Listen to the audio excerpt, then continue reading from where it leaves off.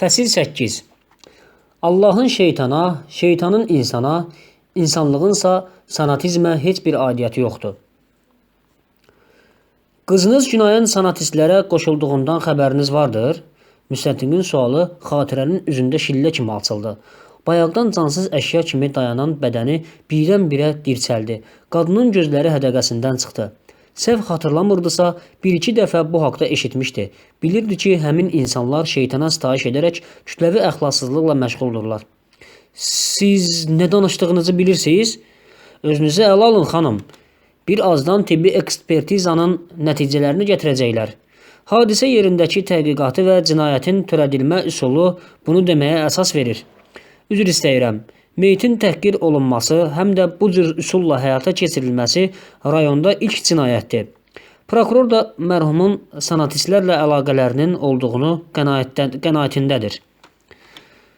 Müstəntiq özünü çox təcrübəli göstərmək üçün uzun-uzadı daha bir neçə mülahizə irəli sürüb, nəhayət ki, sustu. Qadının özündə olmadığını, halının getdikcə pisləşdiyini görüb köməkçisinə zəng vurdu. Qapını astıcı taqqıldadıb içəri girən qadın da meyitin tibbi müayinəsinin nəticələrini həmin vaxt gətirdi. Müstəntiqə xəbərin yaxşı olmadığını işarə elədi. Xatirənin bütün diqqəti qadının əlindəki kağızda idi. Günay bakirə deyilmiş. Həm də bu qətlə yetirildiyi gündən 3-4 gün qabaq baş verib. Ekspertizanın nəticəsini gətirən şöbə əməkdaşı sözünü tamamlamamış xatirə özündən getdi. Və bir də özünə gələndə artıq evdə idi.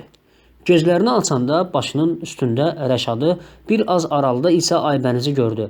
Başqa heç kəs yox idi. Nərmanı soruşdu. Ərini. Oğlu 2-3 saata Bakıya çatacağını dedi. Günay deyib zarmağa başladı. Ay Günay, vay Günay.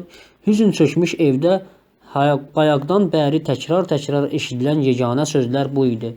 Gözlənilməz faciə onsuz da düzəni, yerində olmayan ailəni sözün əsl mənasında sarsıtmışdı. Baş vermiş hadisə hamıya yuxu kimi gəlirdi. Günayın başına gətirilənləri ağılları almırdı. Aybəniz gözlərini bir nöqtəyə zilləyib, dünən Günayla elədiyi söhbət haqqında düşünürdü. Ürəyinə danmışdı ki, rəfiqəsinin qatili Zahid adlı həmin adamdı. Onu üzdən tanımadığına görə indi çox heyslənirdi. Fikri dünən aralarında olan söhbətə qayıtdı.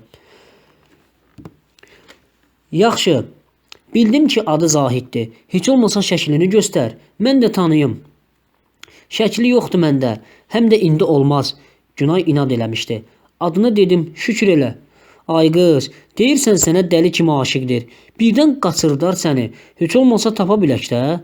Zarafata salsa da Günay susmuşdu. Harda işləyir? Yeznəmiz. Aybəniz yenə söz atıb öyrənməyə çalışmışdı. İşsiz şairdir. Mənə də şeirlər yazıb. Sən Allah, daha toxta görək. Başqa söhbət elə, ürəyim sıxılır sənin bu suallarından. Adını da qoymusan ki, fikrimizi dağıtmağa gəlmişik. Telefonuna gələn zəng Aybənizi düşüncələrindən ayırdı. Təxminən 2 əl uzunluğundakı aparatı qulağına aparıb cavab verdi. Bəli, Aybənizdir. Yaxşı, 1 saata orada olaram. Cinayət axtarış şöbəsinə dindirilmək üçün çağırmışdılar. Rəngi sapsarı oldu. Özünü yaxşı hiss etmirdi. Sağollaşıb tələsik evdən çıxdı. Gəlin məndə, Rəşad arxasında səsləndi. Özüm gedərəm, xatirə xalanı tək qoyma. Aybənizin səsində Rəşada qarşı böyük kin hiss olunurdu. Aralarındakı köhnə eşq-məhəbbət macəralarından indi əsər əlamət qalmamışdı.